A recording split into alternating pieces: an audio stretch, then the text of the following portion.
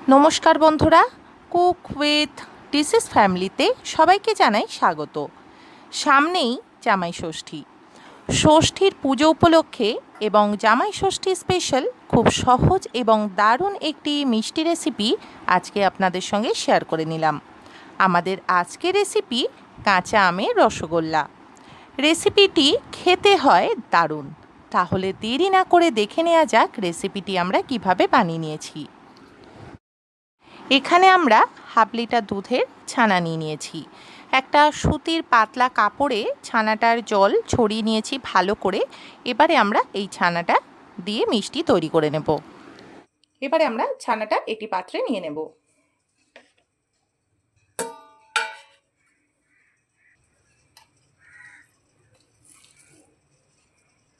এই ছানাটার মধ্যে আমরা কয়েকটি জিনিস মিশিয়ে নেব। এখানে আমরা সামান্য পরিমাণে কিছুটা ময়দা দিয়ে দিচ্ছি, এতটা দেব না। দেখতেই পেলেন কতটা ময়দা দিলাম। হাফ চামচের একটু কম ময়দা নিয়েছি আর কিছুটা পরিমাণে আমি গুঁড়ো দুধ নিয়ে নিলাম। এবারে ছানার সঙ্গে সমস্ত উপকরণগুলো খুব ভালোভাবে মিশিয়ে নেব।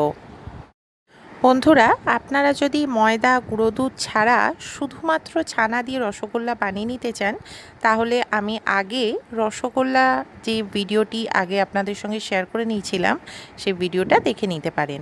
আমি সম্পূর্ণ ছানা দিয়েই কোনো রকম ময়দা গুঁড়ো দুধ কর্নফ্লাওয়ার ছাড়াই রসগোল্লা বানিয়ে নিয়েছিলাম। সেই ভিডিওটির লিঙ্ক আমি ডেসক্রিপশন বক্সে দিয়ে দেবো, আপনারা চাইলে দেখে নিতে পারবেন। ভালো করে ছানাটা মেখে নেব এরকম করে।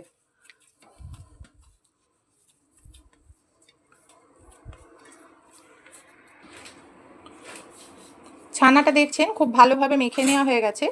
ছানাটা খুব সুন্দরভাবে মাখা হয়েছে কি করে বুঝবেন? এইভাবে যখন আমরা দেখুন ছানাটা পাকাচ্ছি, থালার মধ্যে যে ছানাটা লেগে রয়েছে সেই সমস্তটাই উঠে আসছে। দেখুন, এটা হলেই বুঝতে পারবেন যে ছানাটা সুন্দর করে মেখে নেওয়া হয়ে গেছে। এবারে আমরা এর মধ্যে আরও কিছু জিনিস অ্যাড করে নেব। এখানে আমরা গ্রিন ফুড কালার 1 ফোঁটা কি 2 ফোঁটা দিয়ে দেব। যেহেতু এটা কাঁচা আমের ফ্লেভারের রসগোল্লা করছি, সেহেতু এখানে কিছুটা ফুড কালার অ্যাড করলাম। সামান্য পরিমাণে কিছুটা ম্যাঙ্গো এসেন্স অ্যাড করলাম, খুব বেশি কিন্তু দেব না, অল্প একটু দিলাম। সমস্তটা আবারও খুব ভালো করে একটু মেখে নেব।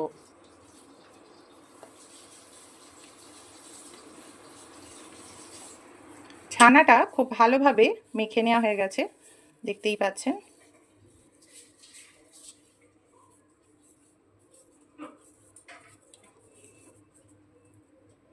এবারে আমরা চিনির রসটা তৈরি করে নেব। আমরা একটা কড়া বসিয়ে নিচ্ছি, গ্যাসটা জ্বেলে নিলাম। এবারে আমরা এর মধ্যে পরিমাণ মতো কিছুটা চিনি দিয়ে দিচ্ছি। এখানে আমরা 1 বাটির মতো চিনি দিয়ে দিচ্ছি। পরিমাণ মতো জল দিয়ে দিচ্ছি।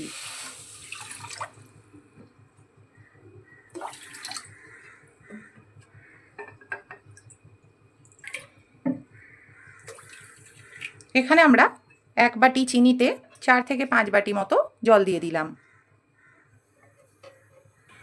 রসটা যতক্ষণে তৈরি হচ্ছে ততক্ষণে আমরা রসগোল্লাগুলো তৈরি করে নেব। এবারে আমরা হাতে সামান্য পরিমাণে কিছুটা ঘি মাখিয়ে নিচ্ছি।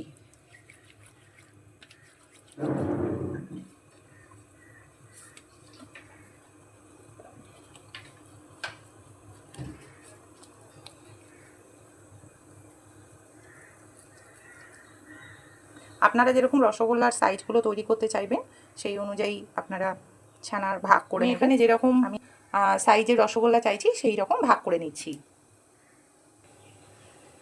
আমরা যতটা ছানা নিয়েছিলাম তাতে 10খানা রসগোল্লা তৈরি হয়ে যাবে। এবারে আমরা এগুলো গোল করে নেব। এমনভাবেই গোল করতে হবে যাতে কোনো রকম ফাটা দাগ না থাকে। দেখুন বন্ধুরা, কোনো রকম কিন্তু ফাটা দাগ নেই। এইভাবে আমরা বাকি রসগোল্লাগুলো তৈরি করে নেব।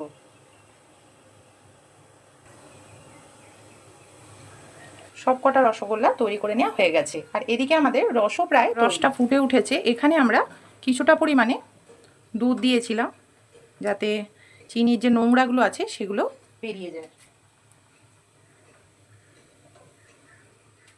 একটু কমিয়ে দিলাম।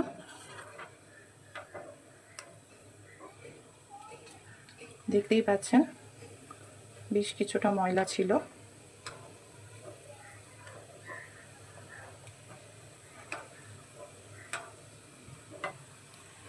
আমি যখন রসগোল্লাগুলো তৈরি করছিলাম তখনই আমি কিছুটা দুধ দিয়ে দিয়েছিলাম, যাতে রসটা যখন ফুটে উঠবে তখন যাতে চিনি যে ময়লাগুলো আছে সেগুলো যাতে বেরিয়ে যায়।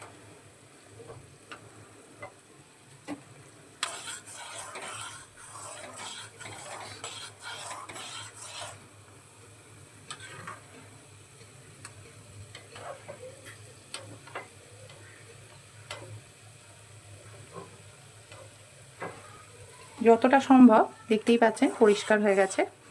এবারে আমরা এর মধ্যে 1 ফোঁটা সবুজ ফুড কালার দিয়ে দিলাম,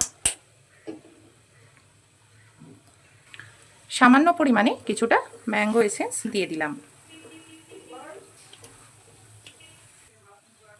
এবারে আমরা রসগোল্লাগুলো দিয়ে দেব। আমি কিন্তু দেখতেই পাচ্ছেন একদম রসটা যে ফুটছে মিডিল থেকে দিচ্ছি।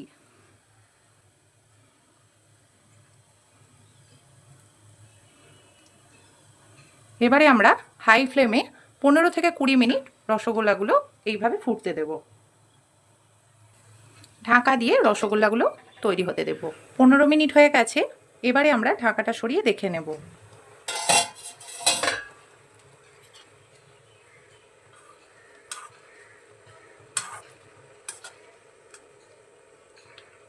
দেখতেই পাচ্ছেন বন্ধুরা রসগোল্লাগুলো কত সুন্দর তৈরি হয়েছে। চিনির রসটা ফুটে একটু কমে গেছে। এখানে আমরা ঠান্ডা একটু জল অ্যাড করছি।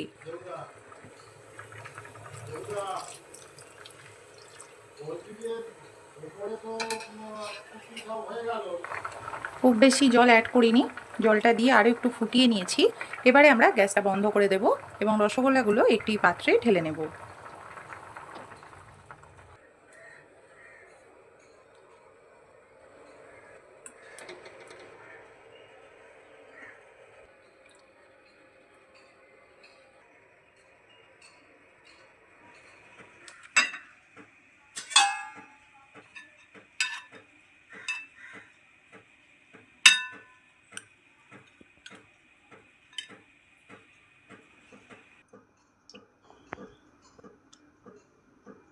কাঁচা আমের রসগোল্লা তৈরি হয়ে গেছে।